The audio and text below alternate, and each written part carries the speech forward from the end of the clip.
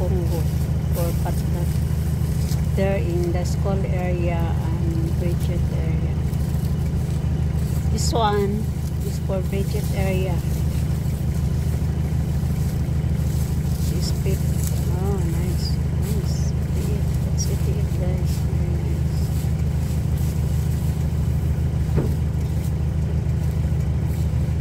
This is selected 88 and 2,000, guys. You cannot avoid, there is still sagao here. Planted.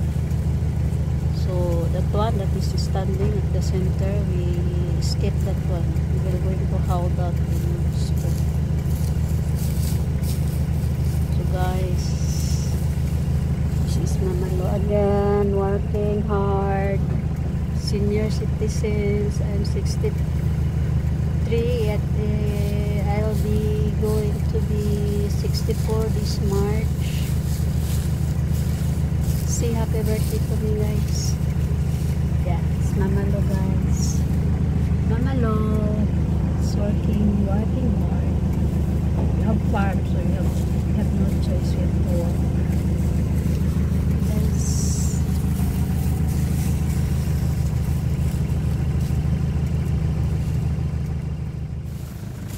And ready go. Ready na. Ito na, guys. Okay.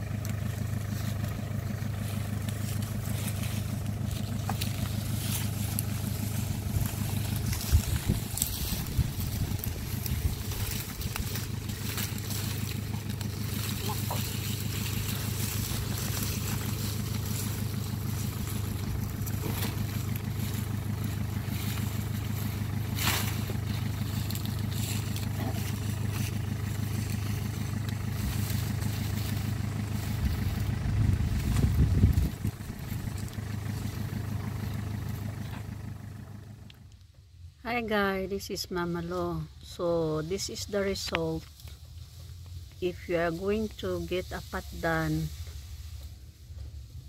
and you did not get all of the sugar cane in that area. It's little only, a portion only. This is what happened. You have to haul the dry leaves out from that area. Okay, you can see there is still sugar cane standing.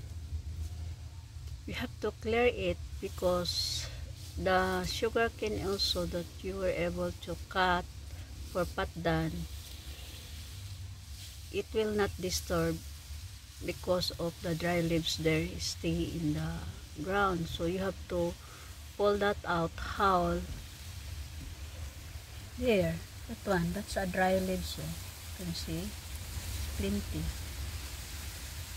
So this is what happened. It's double labor, yeah.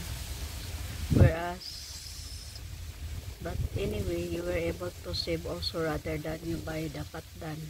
It's very expensive if you are going to buy the patdan, guys, per tons or per load. That is 40,000 per load, so it's very expensive. So 40,000 of my truck. So this is what happened, guys. You have to sacrifice it, so the one you cut will grow again fast. Okay guys, this is Mama Lo. The one that is standing there, you can see that one. We did not cut that. That is not a good variety. So we cannot really avoid, guys, that there is no sagaw, especially that only workers, not all workers know what is sagaw variety, what is 88, what is 2000. So they were able to get to plant.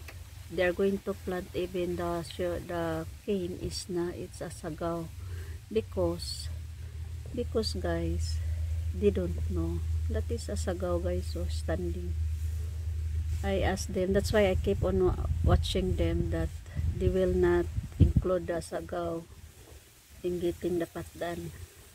So guys, this is Mama Lo. Work hard lang gid, guys. You have to work hard from your heart. You know, farmers is a vocation.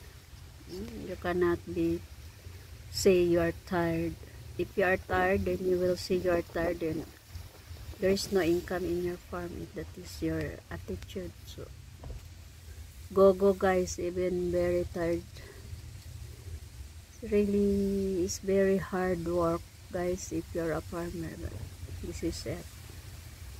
You cannot have a blessing if you will be lazy. So this is Mama Lo, guys. Okay, please like my videos always. I have plenty of videos down already, guys. So Mama Lo, it's Mama Lo. It's Mama Lo, guys. Mama Lo. Have a nice Saturday. Good morning. Okay? Guys, don't forget to like my video, guys, right? Okay?